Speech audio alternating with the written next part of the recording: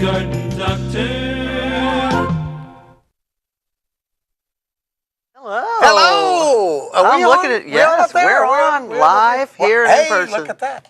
Hello and welcome to the Garden Doctor Show with Mr. and Mrs. Garden Doctor. And we have some special guests in the studio that you'll be seeing on the TV later on. We're being grandparents this week and we're enjoying it quite a great deal. A lot more than most people.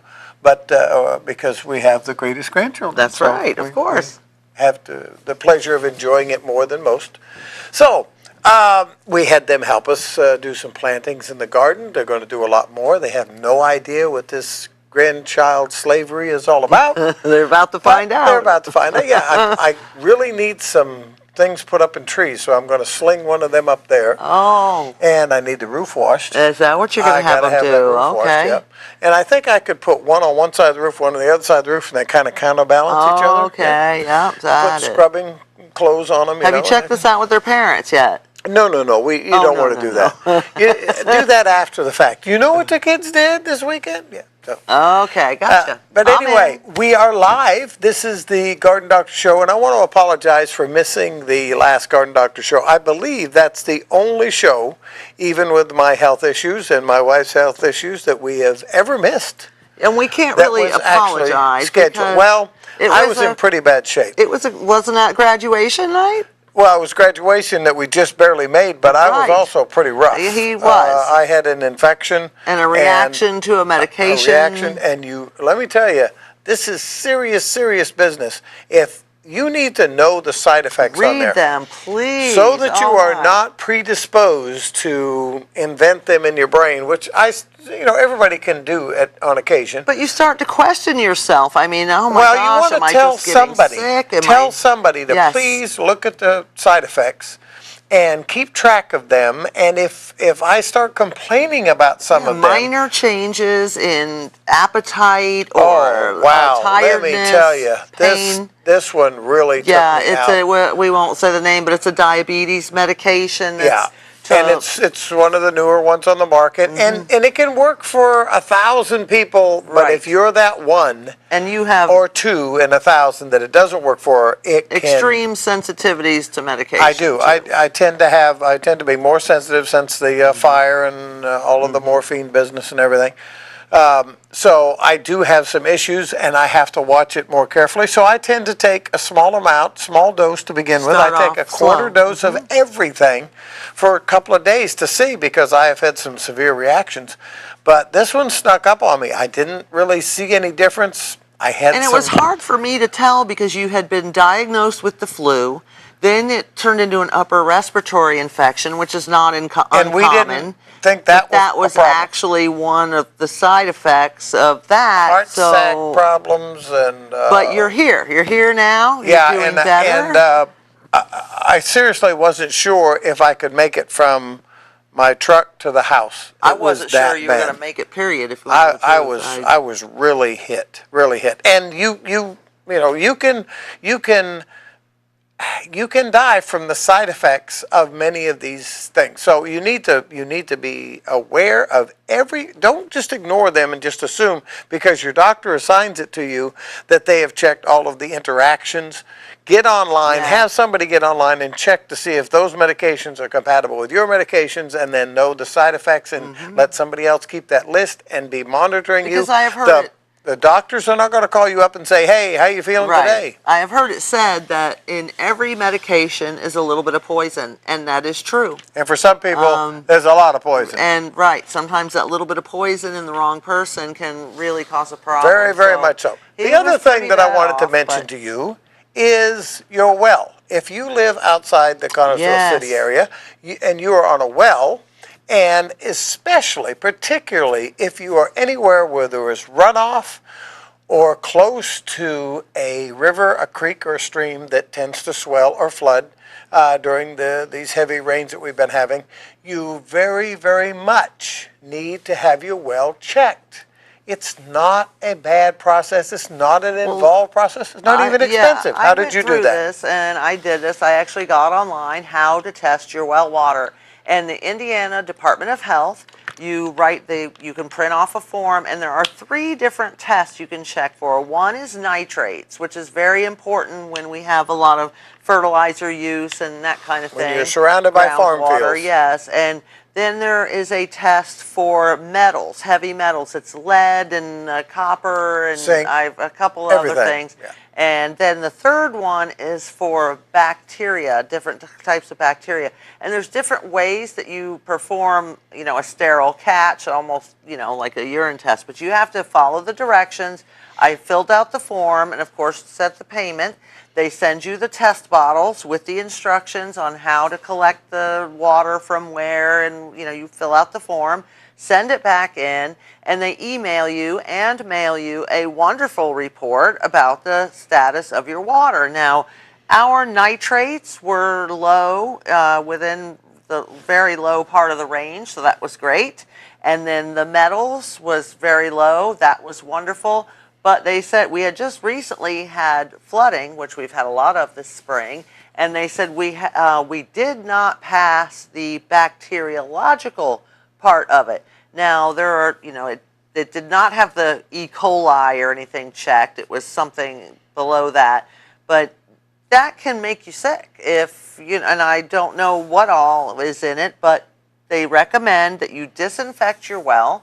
And that involves taking off the lid, following a formula, and pouring bleach, chlorine of a certain percentage. It has to be, you have to follow the directions that are given to you, because you could get the wrong chlorine, you could put the wrong there formula, are different the wrong strengths. mixture. Like your household bleach is a low percentage, whereas bottled chlorine for a pool is, 100%, or I don't even know what it is. No, it's 10%. It's right. Yeah. So you got to follow the directions and Right. disinfect your well. And it's very, very simple, very basic. Which and we then have done. After you do that, you wait a period of time and you have it retested. But you have cleaned it up. You Yes. have purged Right. your well. It's something that you need to do if you live outside the city area, because And I really just they did it out treat of your water. curiosity, Well, I always purged my well anyway. Yeah, we used to do this once a year after we would have a bunch of flooding or I'd something. wait for some flooding to go on, because Right. we're right down in low And level actually, area. I didn't know if maybe we were just wasting our time doing it. I kind of wanted to, were we just doing it But as we precaution? haven't done it for right. a while. So Right. it's very important. Take care of your health. Look out for your health. And there's hidden things that you're not normally aware of that you need to take care of. Another thing that has become very prevalent here lately are ticks and the diseases that are carried by those ticks. Yes. Now, the chances of you getting something like Rocky Mountain spotted fever, which there was a case just recently, young a little girl, yeah. unfortunately. And the passed. very young and the very old, or those that are Yes. weaker, are very susceptible to.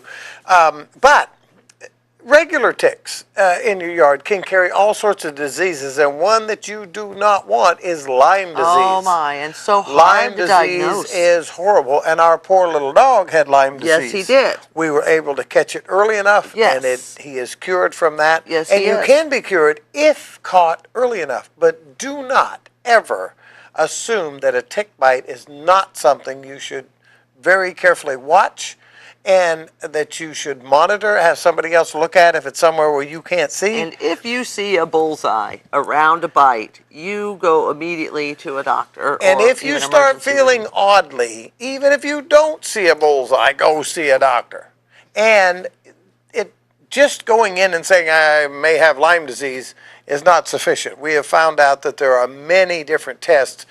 Many of them aren't really adequate. You have to have a specific test for Lyme disease. Well, for instance, But I'm going to talk mostly about getting rid of the ticks Yes. in your yard. And there is, I would like to have a bunch of chickens running around if I could be here. Well, and we attend them used to all have year. a bunch of chickens. I used to have turkeys and I used to have chickens. 'Cause And they eat turkeys. ticks. Oh, turkeys are fantastic. So what I did here back last fall is I ran a little line of corn from out into the fields, the farm fields around me, down into my yard and across my yard.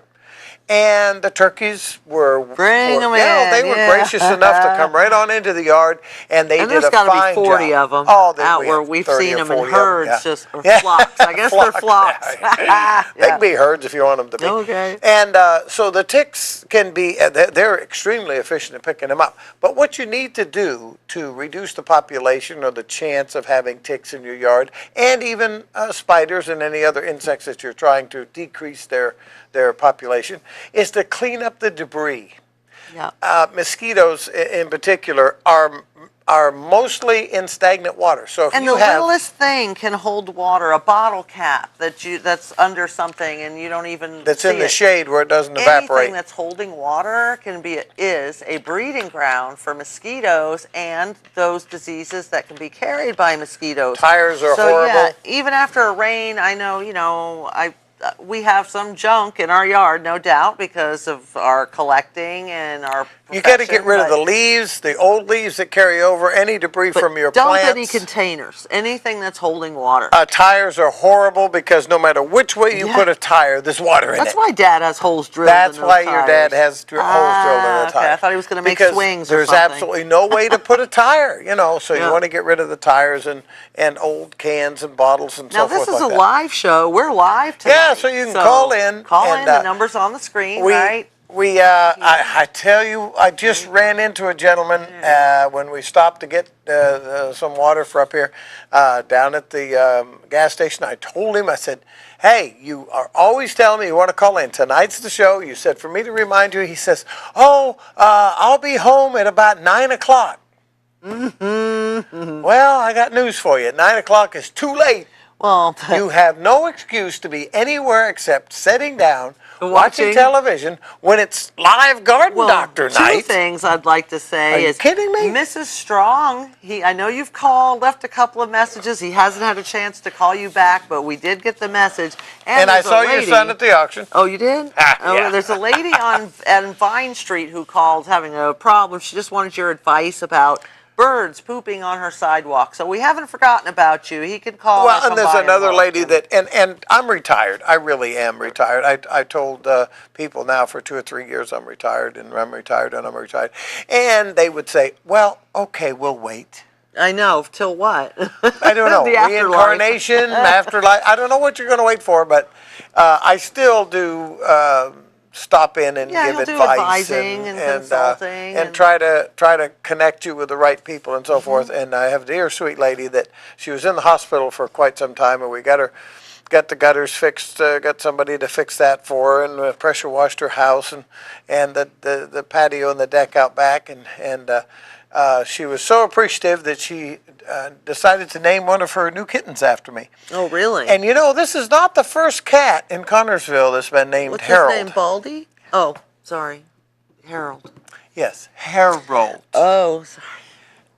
So, there used to be a lot of Harolds running around Connorsville. And Harold the cat. Harold the cat. Yep. I'm telling you, it's a thing. It's a thing. You just have to live with it. Okay. So anyway, now we've talked about the health of you individually. Let's talk about the health of your garden. This year, Let's. many people's gardens are not in the best of health. They went through a very early season, and if you were one of those people that took advantage of that, we were not here. We had nothing Again, we this were not spring. well, and we had some health issues. We're We had- barely getting along now. We have some tomato plants we put in. I've got some cucumber seeds that are about this big now sprouted. Normally we're harvesting I stuff at know. this time. We're harvesting cabbage, broccoli, Brussels sprouts, cauliflower, Swiss chard, everything, but nothing. But I this have year. decided I want to take advantage of this thing we have talked about for years.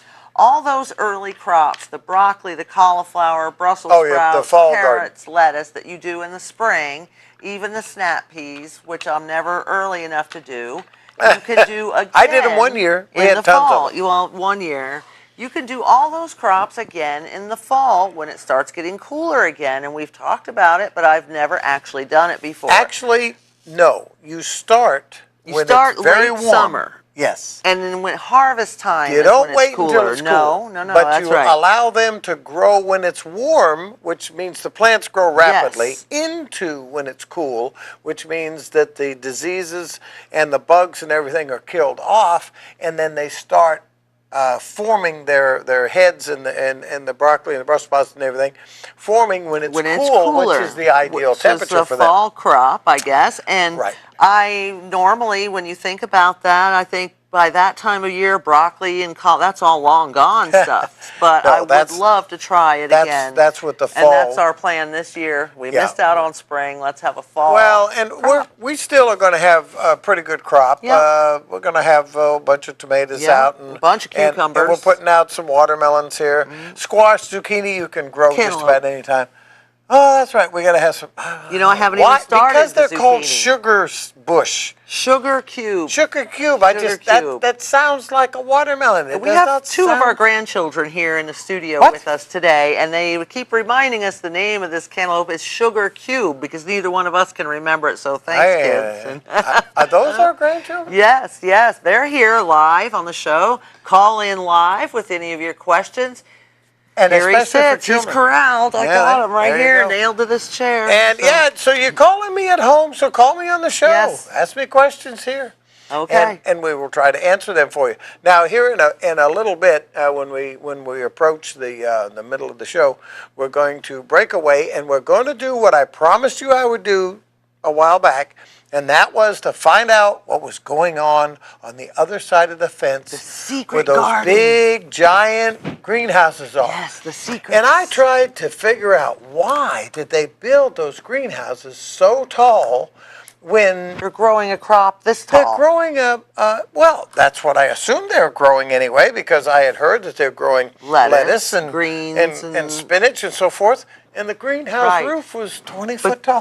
We'll Why find were out. they doing that? I'm thinking of a harvest as a drive-through production. Well, I did some or- research, okay. and I have found that there is this new process, this new method, and this new methodology of heating up a greenhouse, trapping the hot air, and then allowing it by nature to just settle back down Okay. because the hot air rises. So Right. you have to provide this space for this warm air to collect.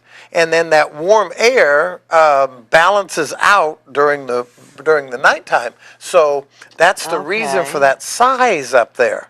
So they may not use it like I would when I had It's greenhouses. not for space for plants. It's not for hanging baskets. Space for it's air. Space for air. Awesome. And I think they're going to probably double insulate some of those. I'm not sure. They really have quite a scientific method going on. Oh yeah, over we're there. going to find out a whole bunch about that in a little Yes, bit. and our grandkids helped us out with that. Yes, and they did. Went through the paperwork and helped us do a little description. They helped us out with the He plantings. was actually going to do an interview, and they were unable to work that out, an in-person For this interview. particular time, yeah, but we're going to But do he that. has promised but we you a did what future. you told us, what you found asked out. us to do. We got 5 or 6 letters 1 month, and then we got like 15. We got 6 or What's 8 with all the geese? emails, and yeah, are they raising geese up What's there? up?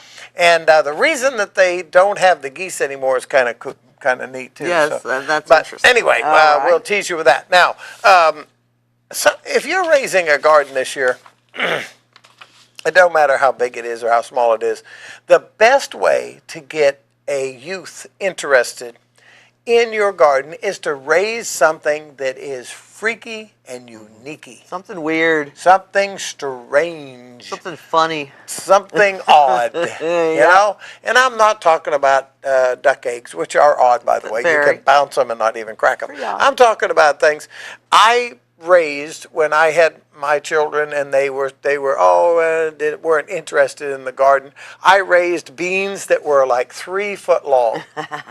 And they kept watching them grow and grow longer and grow longer, and they would go in and tell their friends, and they keep growing longer, and then they would go tell their teachers, and then they would take them in to show and tell. And these beans probably provided more interest than anything you could imagine. Then the next year I raised radishes. and they were a special radish used to feed cattle in South America. So I actually started them indoors, which you don't really do with a radish because it's a radish. You throw it in the ground and a week later you got something to eat.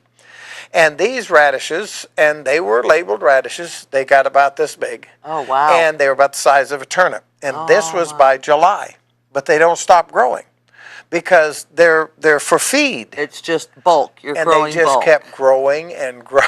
And the kids kept going out, how big is the radish? Another plant that is really a lot of fun is a kohlrabi. Oh, yeah. Remember that when I first raised that? I brought those to work and see who people knew are what going, it was. what is this? I This brought doesn't it make to any work sense. for show and tell. It looks like something out of the Jetsons. You know, you have a little stem that comes up, and then there's the bulb here, and then there's some goofy-looking antennas coming off. weird But leaves it's that come good. out. It tastes it's excellent. like the stalk of a broccoli, or it With tastes celery. like cabbage It's like and a little celery and cabbage and a little bit of radish and all thrown in together, and it's quite good. Now parsnips are not something that people around here really are. They're big in New Hampshire. They're massively big in New Hampshire. You don't have a boiled dinner without parsnips. Well, and of course, boiled dinner here up there is corned beef and cabbage. Down here I don't know. They do something with a ham. Don't even know what the heck they're doing. I don't know corned beef where and they're cabbage. from. That's not a boiled dinner. But anyway, real boiled that's dinner. not a real boiled dinner. But parsnips and other plants like sweet potatoes. You don't just raise them, take them out of the ground and eat them. Parsnips have to freeze 2 or 3 times before they're any good. And that's true of other plants too. There's an apple called a northern spy. And if you were to eat this apple, pick it right off the tree and eat it, it has no flavor. It's like eating water. There's nothing there. But you let that freeze one time. Oh, it's a little better. Not in your freezer, you mean freeze on the tree. Freeze on the tree. Okay. Good heavy frost even will help. And then another frost. Oh, it's a little bit sweeter. And another frost. And this thing will hang on the vine. It doesn't damage the apple in any way. Okay. It is enhances the flavor of that apple up to about 7 or 8, and then it starts to, they're going to start falling off the tree. But as soon as one falls, you pick them all. And we used to just wait for the northerns and try to wait as long as we could, and so that it didn't get that hard freeze that would really knock it out. And they get sweeter and better tasting all the way through. That reminds me. The same thing is true with parsnips. With parsnips, we need a northern spy. I know. I can't find one. We can't find your tree you asked us about. I found the 2 cherries. I can order it from a catalog, but it's going to be like one of those sprigs. It's a whip. It's as big as this pencil right here, for crying out. It's useless. I used to get the most gorgeous trees in from Stark Brothers. I'd get truckload of them. I couldn't wait until they brought me the notice that UPS, he lived right across the street, see. And so I would say, hey, you got it on the dock up there, because I don't want them to freeze. And they would bring me like 12 cases. And I would have the bare root Jackson Perkins and the bare root fruit trees and the bare root nut trees and the bare root blackberries, raspberries, all that kind of stuff. And we sold. I really don't remember. I think I filled 3 orchards. Oh, my word. At one time. Kids' orchard was anything that was left. Bring it on out, Harold. So that's why he has 2 of this and 3 of that out there. And those are good people out there, by the way. Well, when you spoke about sweet potatoes, we were looking at this article. Yes, big deal. We printed this off the internet, and of course, it's how to grow sweet potatoes, and it gives you a lot of information. And this is a prime example of how not everything on the internet is completely reliable. And you know that, but you would think something as simple as this.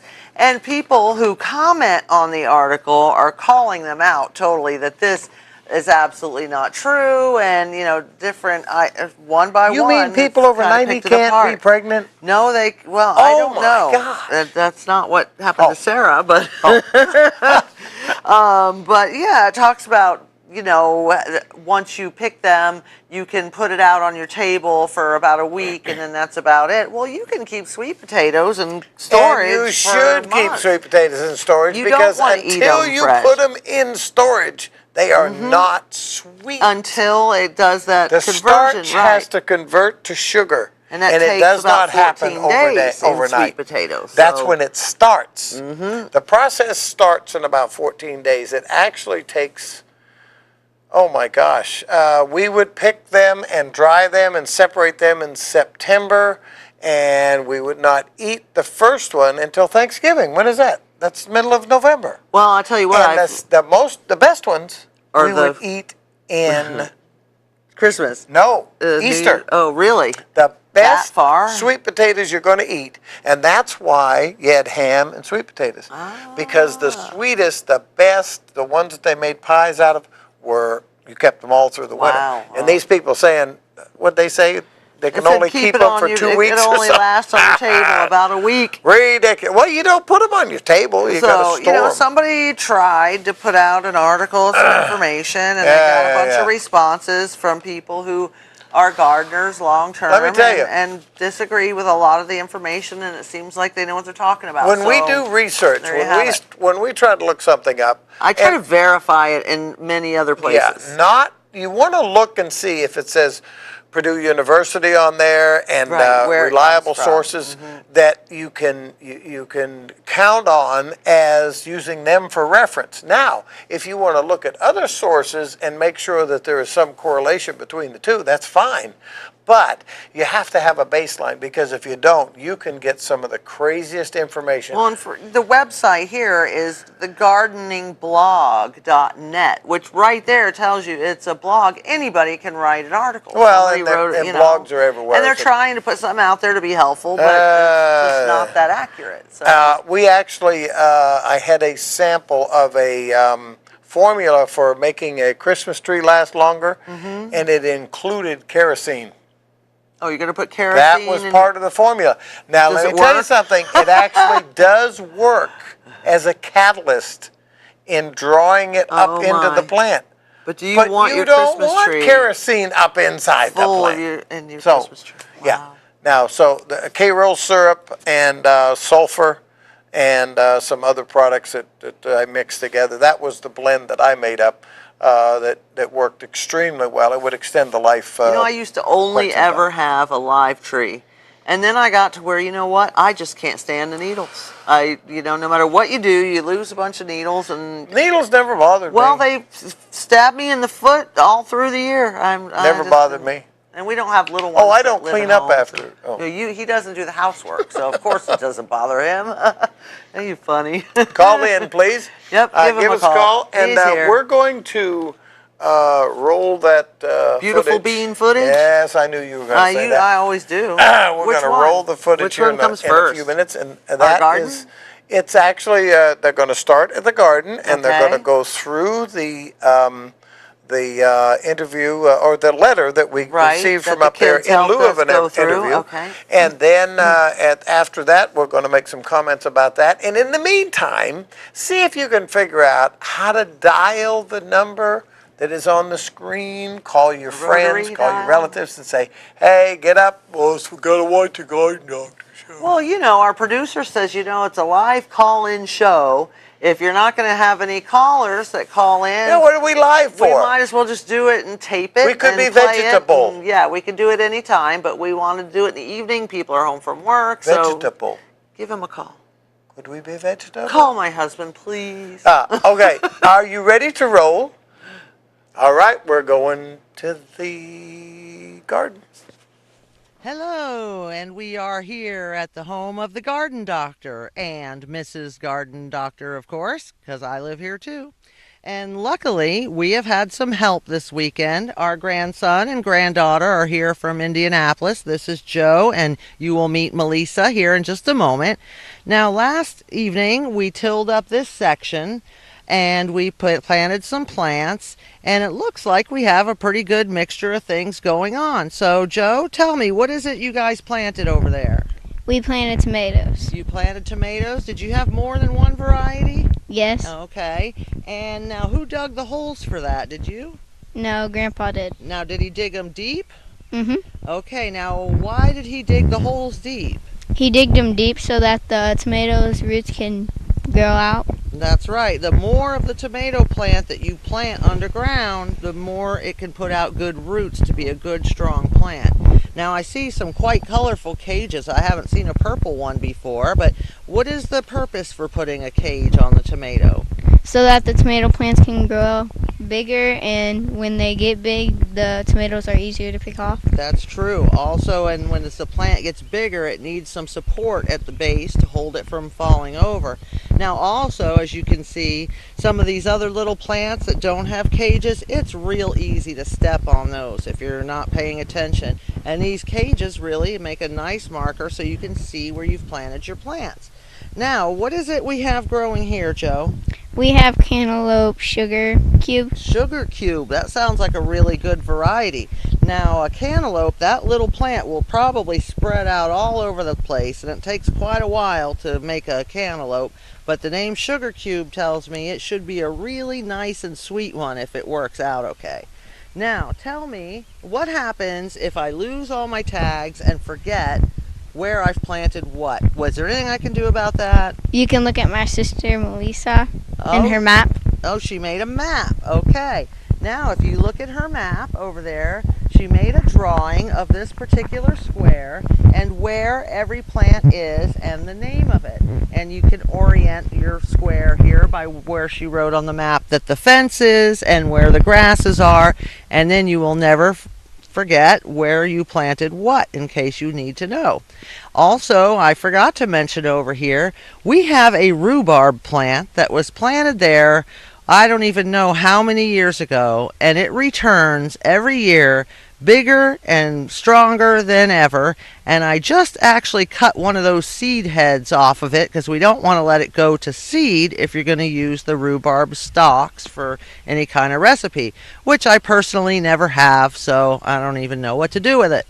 So that is a little bit of what we got done in our garden here this weekend, and we had the grandkids to help. It was really nice to visit, but we have to put them to work too. So thank you for joining us here at the Garden Doctor's home, his own personal garden. We're late, but it's never too late. And we are back outside in our backyard here doing a little bit of research on some local businesses.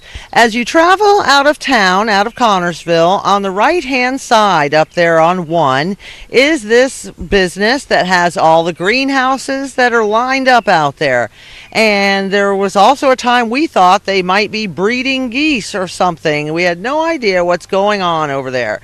We are going to do an interview at some point in the future with the owner and operator, and he will explain to us in depth what's going on. But because of our curiosity, they gave us a sheet here that kind of gives us some basic information about what they do. So here to help us out again is Melissa and Joseph, and we're going to start with Melissa and see what you got. To Connersville community and the Garden Doctor audience, I regret that we will not be able to do a TV interview at this time due to our busy nature this time of the year. But I invite the Garden Doctor back as we get our feet back on the ground and not so busy. I bet, yep. The name of our business is Lifeline Farms, LLC. Alex Carroll is the owner and Jimmy Martian is the farm manager. We are located on the north edge of Connersville along Highway 1. We are in an organic vegetable farm. We have passed all of our USDA and Eco-Cert? I think that's some type of certification. ICO inspections. We are certified in GAP, Good Agriculture Practices, and GHP, Good Handling Practices, as well as certified organic. Well, you know, nowadays everything, you know, when they say organic, if it's not certified organic, you know, that is actually a word that carries some weight with the FDA and has some real implications and guidelines that you must follow. Whereas words like natural and things like that are not regulated. Certified organic definitely is. Okay, now on the next part of this, I'm going to have Joe give me a hand over here and tell me what else they have going on up there. We currently have 20 high tunnels in place to grow vegetables. We will be specializing in salad greens. Currently, we are growing directly in the ground in the high tunnels. We have applied a compost that is full of micronutrients that has been incorporated with the soil. We will primarily grow greens during the spring and fall and will switch to summer crops during the hot weather. We are also raising tomatoes in the field. We are planting the tomatoes in the raised beds with plastic mulch coverings. We have applied fertilizer and also laid irrigation tape in the rows. Now, irrigation tape, I think, is like those soaker hoses. It's a tape you lay down, and it's got holes in it, and it kind of seeps water, is my understanding of that. So, okay, well, that gives us a little bit to start with, and so we know it's about salad greens. They're organic, and we might as well keep moving on, and we'll get Melissa to do the next section here. We will be able to grow 9 to 10 months of the year. We will not be adding any heat of the tunnels during the winter. The high tunnels heat up during the day. 70 degrees. I had no idea in the winter that would heat up to 70 degrees when the sun comes out. Okay, continue for me. Plants will grow very slowly during the winter, but will grow. Daylight hours will be the determining factor. We have installed overhead sprinklers in all of the height tunnels. Wow, this is quite a production. I didn't realize they had that much going on. But wow, they really seem to be up on these things. I'll let you continue, Joseph. Where are we at here? I think here, each high tunnel? Each high tunnel can produce up to 1,000 pounds of greens, and we have a harvester with a diesel engine and can harvest a high tunnel in just around 4 hours. Please keep in mind we are still in startup phase, and this is our first year in production. We have sold 2,000 pounds of spinach to date. Wow. Eventually we will be able to harvest a high tunnel and plant all in one workday or less. Man. We will rotate the growth periods of the high tunnels so that we will be harvesting every day. Well, I'll tell you, I don't know how many people they have working up there, and I don't know how much of it is automated, but boy, they have quite a job on their hands. We'll continue right here with what else they have. Let's see. We have a very clean Facility there, yeah. With vegetable washers and a large walk-in cooler. Plans are in place to fill the whole field with high tunnels and build a new, larger processing facility of the north end of the property. Once complete, we will have 60 plus high tunnels at this location. 60 of them. Wow, that is quite an amazing amount of vegetables and work. Now, here we go to this next section. Everyone asks about the ducks. It says at one time we had 200 Peking khaki Campbell ducks and 75 Emden geese. See, they were breeding geese. I knew they were. Had to be something going on. Their primary job was pest control, basically to eat bugs. And I'm here to tell you, they did an awesome job. We had no problems until they were removed. Their secondary jobs were for biological fertilizer value. Their increments, is that what means, what I think it means? Okay, the goose poop was absorbed in the soil, providing nutrient value as well as increasing the biological activity of the soil. Their third benefit they provided was egg laying. They are known to lay 250 to 300 eggs per year. We had to remove the fowl because they were poking holes in the greenhouse plastic. Oh, wow. Also, we could not have them eating our tomato plants. As we get the business up and running, we will revisit this. Maybe get less ducks and have a barrier that prevents damage to the plastic. Now, I have a question. I've heard about this before. Why do they not use chickens? I don't know if that's a possibility or not. I think I read your part here, but if you want to continue right there. We have donated, this type of duck. Oh, yeah, that was the part I read. Sorry, I stole your line. Okay, we'll start there with we have donated. We have donated in excess of 1,000 pounds of greens to local food pantry from Nice. all of our test runs and extra product not sold. We also donated dozens upon dozens of ducks. Duck eggs. Wow. We will continue to do this when possible. Okay, well, it sounds like they've got just about every angle covered. We have, oh, there's a second page here. Okay, well, let's let Melissa take over at the top. All of our structures were built by hand from Temple. Triple galvanized pipe, I guess, is what that is. They're not in a kit and were cut, bent, and built all on location. These were designed by Alex with tweaks along the way by the employees. We plan on trying growing practices that are not current industry standards.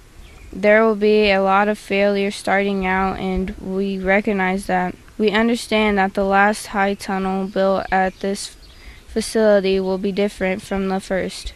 We plan on inventing new practices. Well, see, that's one part of it, is that sometimes when you have a plan and then you run into something, you have to modify your practices or modify the way you're building. And what he's saying is the last tunnel that they build will be different from the first one because they've learned a lot along the way, and they will incorporate changes to make up, compensate for those mistakes. Okay, continue for me, Joseph. There you go, Our customers will be all supermarket chains, online companies, Indianapolis school systems, Fayette County school systems, Indianapolis hospitals. We will not sell at our location. Eventually, you will be able to buy our products either online or right from our local grocery store. Cool. Okay, a little bit more here. Start there at currently certified organic foods cost more because of the amount of hand labor involved in raising it. Our goal will be to provide organic safe food in a high production mode that will be fresher than the current supply coming in from California at an affordable price. That would be nice. I have already seen how our lettuce will last 2 weeks longer compared with the current supplies being shipped in. Wow, okay. And here to wrap it up, at the end, bottom of their letter here, we're getting to the end of what they've submitted. I hope this helps the surrounding area know a little about our company. As we grow and as time allows, more information will be available. Again, I regret not being able to be interviewed at this time and promise to allow a slot in the future.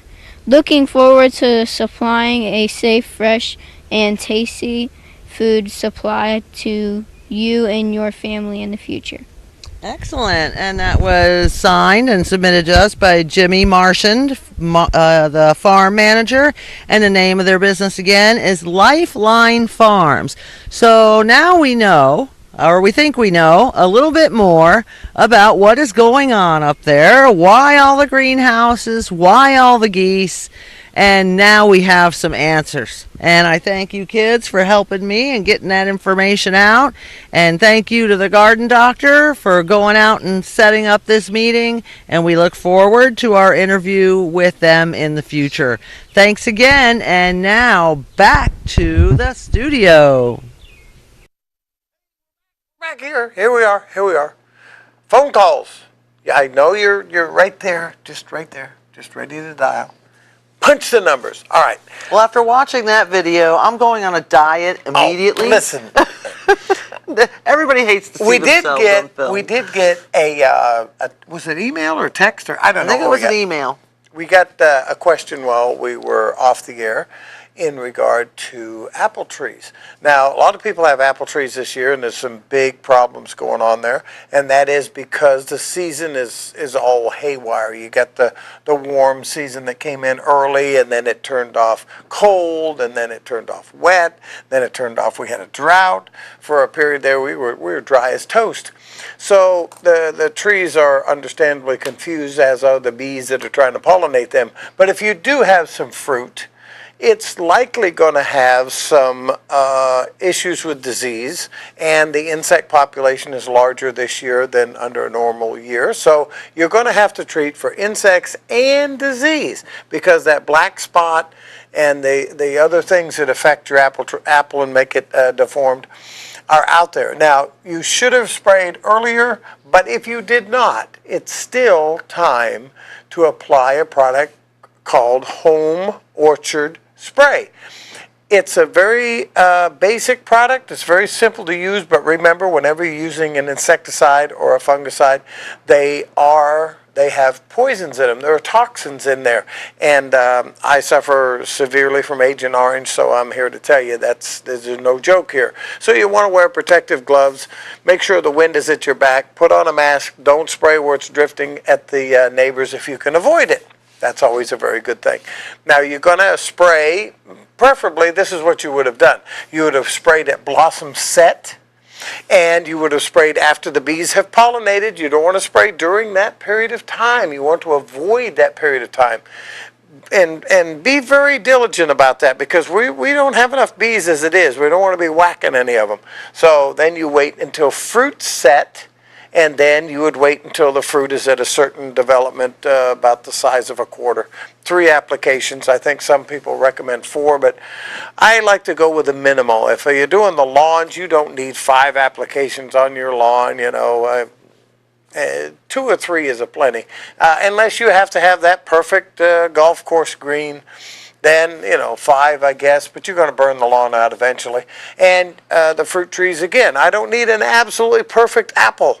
I would prefer to have one that had less chemicals and less pesticides on there. So I spray early, and then I stop and I allow the tree to just produce the fruit that it will for the rest of the period. Now, people are calling me with problems on their blackberries or their raspberries and their strawberries and so forth like that. Same product. Home Orchard Spray works for that as well. But you have to be diligent. Don't be spraying that the day before you're eating the fruit. Read the label directions carefully, follow the label directions, make sure that the product that you're using, if it is toxic, that you lock it up, put it away. Only buy, if you can, what you're going to use, so there is no cans left out in your garage to just accumulate and accumulate and accumulate, and possibly somebody that's not supposed to get into them get into them. So hopefully I've answered the question about, and you need to fertilize. Please fertilize your plants, especially those that produce fruit for you, because if they do not get fertilized, they won't produce as much. Fruit is the surplus. The plant does not have to bear fruit for any other reason except to make you happy. So if you want to be happy, make your plants happy by giving them a shot of fertilizer. And the same with your flowers. If you want the flowers to be prolific, you fertilize, and as long as they're blooming, keep on fertilizing. Right. And if they're annuals that are only going to produce for a short period of time, you have a short time, really. Just hammer them. I got to do mine at home. Knock them out. I've planted them and haven't done a thing. So now I have to let you know, you may not want to watch The Garden Doctor much longer, because my wife is now a tattooed woman. Yes, I am. I'm proud of it. I just don't know. I got a Bible verse that is very important to me and represents the way in which I want to live my life. And why? Read it to him. It says, I shall not die, but live and declare the works of the Lord. And it is a Psalm 118:17. When my son was sick a few years ago, that Bible verse was on a card. Death's door. Oh, he was not supposed to live. He was not supposed to live. And if he did live, he was considered brain dead. It was really, really a difficult situation, and that Bible verse got me through. And it's not just about him surviving. It's about why I feel I'm here and how it's changed my life and how I strive to live my life. And I want to see it every day of my life. So I want to thank Dusty, a nice young lady over in Rushville at the House of Ink.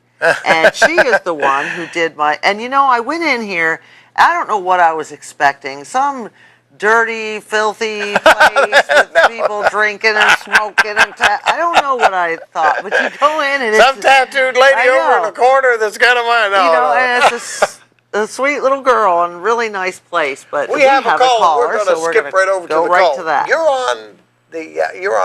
You're live with the. I'm getting all tongue-tied. Who are you? You're live with the Garden Doctor. What can I do for you? I hope I got the right number. Well, let's try. Let's find out. Okay. Hey, listen, I appreciate your information of what's going on in our hometown up north. Yes.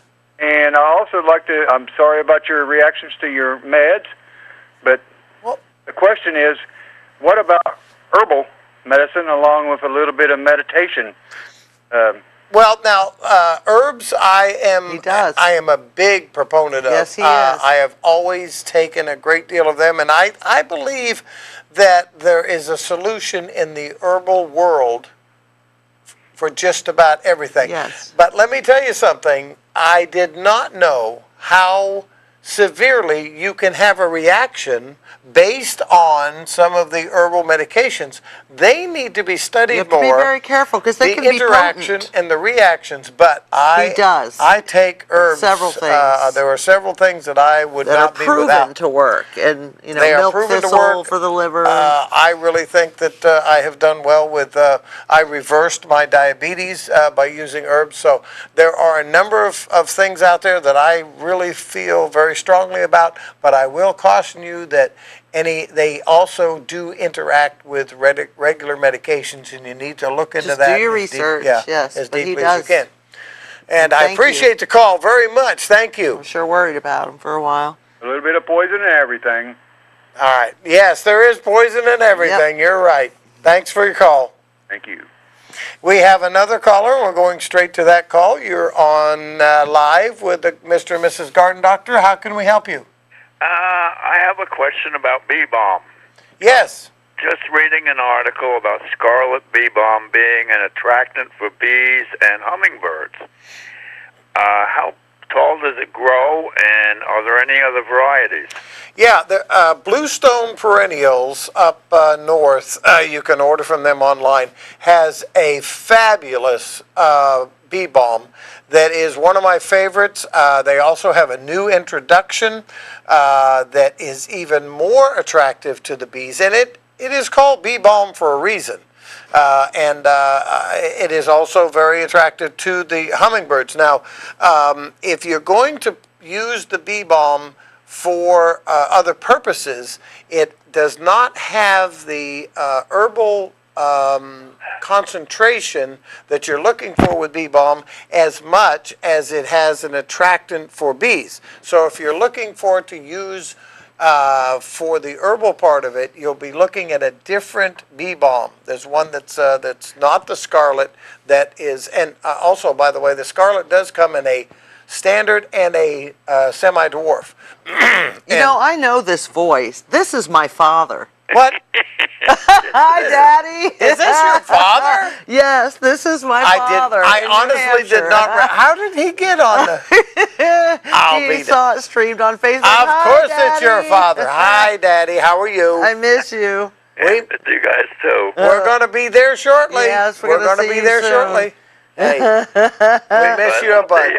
But bring some bee balm with you. I like it. Yeah, we'll bring you some. We certainly will. Love you. All right. Love you, Dad. Love you. Bye. Bye.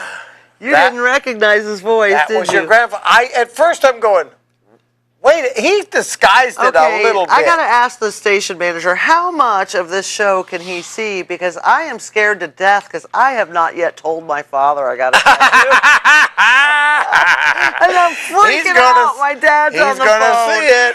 He knows so now. I don't know. Now he knows. Now he knows. Sorry, Dad. Hey, thanks a lot for the call. We appreciate it. And, that was fun. you know, it's amazing how many calls we get and how many texts and emails we get from different parts of the country, Yes. and yet from Connorsville. They can't watch it. Connorsville is about, I would say about 25 or 30%, not even 50%. And, when we get like 100 letters or 75 or 80 letters, we're looking at 25 to 30% that's from Connorsville. And the rest of it comes in from some of the craziest places. We get a lot of mail. Well, not so much lately, but we were getting a lot from Sydney, Australia for a while. It was some kind of a fad to watch us, and then that word spread around. I guess they were doing it on YouTube or something. Yeah, John does a great job here, the station manager, of putting us on Facebook. For a while there, we were we were streaming on something, and setting up our email email and everything else. He really does a good job. And Randolph County, we get a lot of calls from there. Rush County, we get calls from, and emails. Actually, no calls. We were getting some letters from Shelby County and from, I can't think, there was one that was just had a whole flood of them come in all at once. And it must be something that somebody from there is doing. I think it was Richmond. I mean, for a while. Which is Randolph. Yeah, Richmond. Oh, is that right? Yeah, Richmond. We were just, I couldn't even answer all of the mail. And then when my first website, way back 7 or 8 years ago, when we set up a website, and that thing crashed because, remember, there was no way I couldn't take care of it, so I let it crash. Yeah, that's not his thing at all. You're gone. Well, I'm not answering that many emails. I got a life. I have to go fishing. My wife has this list. Speaking of which, when are we going to go fishing? Well, I went fishing this morning. Oh, Did you go? wow. That's just mean. That's just We're still mean. live. Call in, give us a question. We appreciate the calls that are coming in. And we had another question that came in. What was that? What was the? Can you remember what that? I cannot remember. Okay, what there the was other a. thing We was just got, that we were. and they asked us very specifically. I know. Removing plants. I got a letter from a customer, a friend of mine, and she said, my neighbor just had their plants removed, and it cost him a rear end. Well, what had happened is this individual had came by and said, I don't know how they got the word that somebody wanted their shrubs removed. Oh yeah, I can take it out. I have a 4-wheel drive, and I have all of this stuff. No. And he hooked up to This is going to go badly, isn't it? He hooked up to a U, and when the first time he just bumped it a little bit. The second time he burned a hole in the grass and dug down quite a bit, and the third time he really lunged and he came up out of that hole, and the rear end broke loose. Look, and some came of out those from old underneath. shrubs are so rooted and secured. If I remember right, you even using a vehicle to pull one out, you dug all the way around it first, and then I think the ground was so hard we ran a hose maybe and loosened the soil. This is the procedure you should use. In the first place, if you don't have to, don't dig them out. Just you can cut them off, right? And just leave that dig little around stump. them, cut them off, and then cover them up so that you bank away from the house and plant in between them. I put a stake right beside each one of the stumps. So when I place my plants around there, I'm kind of molding them around the stumps, and you'll never know the stumps are there. Now, will it rot away eventually? The stumps will rot very, very slowly if it's used. But if you pull those out, you can actually do damage to the foundation. I have seen pipes being pulled up out of the ground, gas pipes, water pipes, old pipes that went out to the I mean, you think you're just going to pull the stick right out of the ground. It doesn't happen that way. It is not going to move. If it's a very old yew, it's not going to move. Now, an So don't do arborvitae you could pull out with a little tricycle, They'll just roll right out of the ground. There's actually nothing to it. And most of your flowering shrubs, not a problem. A lilac, you're not pulling a lilac. An old-fashioned lilac is there to stay, and it's probably got your house wrapped like this. Wow. But a yew is the worst. It is by far the hardest plant to pull out. But if you are going to have to pull it out, dig around the plant, use a soil injector, put some water down there, saturate the ground. Really you want loosen it just it up. to be mud down there deep where the roots are. Then you're going to sever some of the roots around the back, and you're going to pull up. So you want to use a rim, usually a tractor rim, pull up and out. okay? And watch it doesn't fly, because it will. But pull up as you're pulling. Now, don't pull this way, because it's very hard to get that thing to move. So pull up and out, get it watered, saturated, and we're running down to about 1 minute left. Already? All right. And I wanted to tell everybody, time flies when you're having fun. We just have a great deal of pleasure bringing you the Garden Doctor Show. Thanks to our grandkids for being here today. Yay! We've enjoyed having them. And we've got more coming. We have more grandchildren. I have grandchildren everywhere. Their mom, their sister, everybody's coming. Everybody's coming down this weekend to ride Thanks around for calling, the lake. Daddy. Hopefully we're going to have good weather, but if we don't, we'll live with what we have. So, listen. If you have a question, then you can go to the Garden Doctor at localtv.com. But get in the garden either way. Come on. Get in the garden. Enjoy life. Get dirty. We love you. We will see you on the next go-round. Thank you, Connorsville. Bye.